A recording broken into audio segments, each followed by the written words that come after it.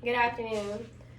I am Sergeant Sherman. Welcome to my brief on leadership in the Army profession. Today's agenda, we will be discussing the following: leadership, the Army profession, the characteristics and importance. I'll conclude and then we'll have questions at the end. This brief is classified. First, we have leadership, which is ADP 6-22. It describes the concept of leadership through the core competencies and attributes required of leaders in the military. It also establishes the Army profession for what leaders should be and what they should do. Leadership is the activity of influencing people by providing purpose, direction, and motivation to accomplish the mission and to improve the organization. The Army profession is ADRP 1. It establishes the Army profession and the essential characteristics. The Army profession is a unique vocation of experts certified in serving under civilian authority and entrusted to defend the Constitution and the rights and interests of the American people. The Army profession is a soldier or Army civilian who meets the Army certification criteria in character, competence, and commitment. Now, I wasn't able to pull up my PowerPoint, so I'm going to use this whiteboard to go over leadership characteristics and the Army profession characteristics. So, this circle will be considered the leadership requirements model. It basically talks about the attributes and competencies of a leader. The attributes is considered to be what a leader should be and know. That would consist of character, presence, and intellect. Character is the Army values, empathy, warrior ethos, service ethos, and discipline. An example of character would be just showing integrity no matter where you are or who's watching you. Presence is military bearing, professional bearing, fitness, confidence, and resilience.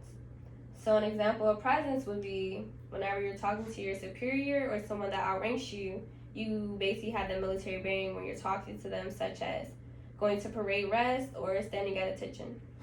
And then you have intellect.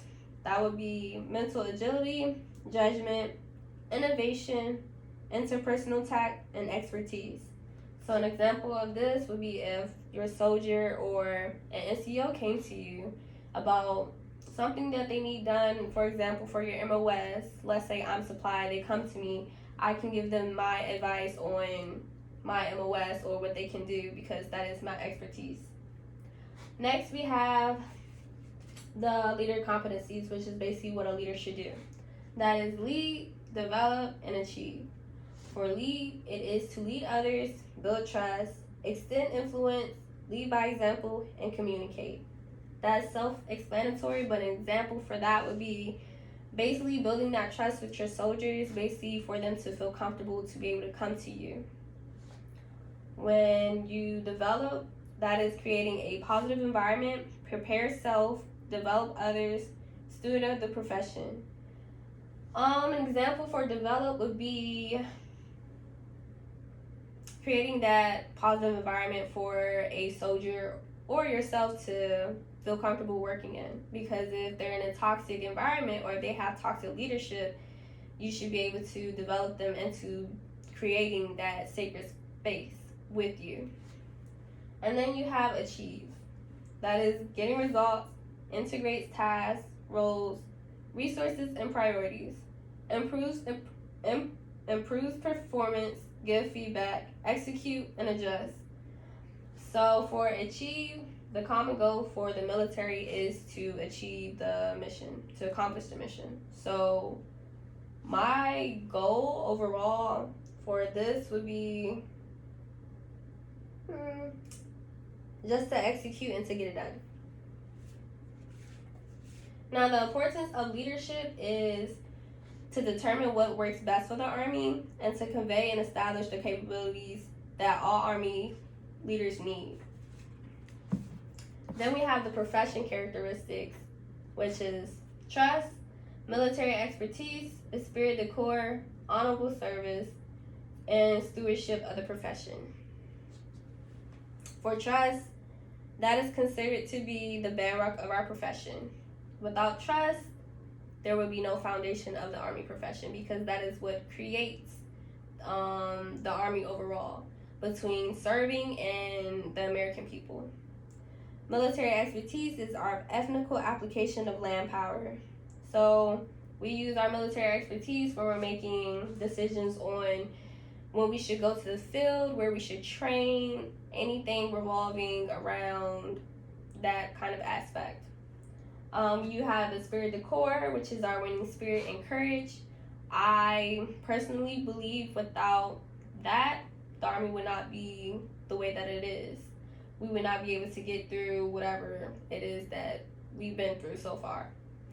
Then you have honorable service, which is our noble calling to serve and sacrifice. An example of that is basically for every soldier that currently serves. It is our honorable service to be here, and we also make many sacrifices to just do our everyday job.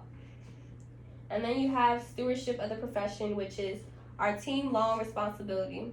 So the overall goal is to build the profession and to build leaders and to have professionals. The importance of Army profession is to reinforce trust within the American people by demonstrating what we do on a daily basis. Then we also have the 3 C's. We have character, competence, and commitment.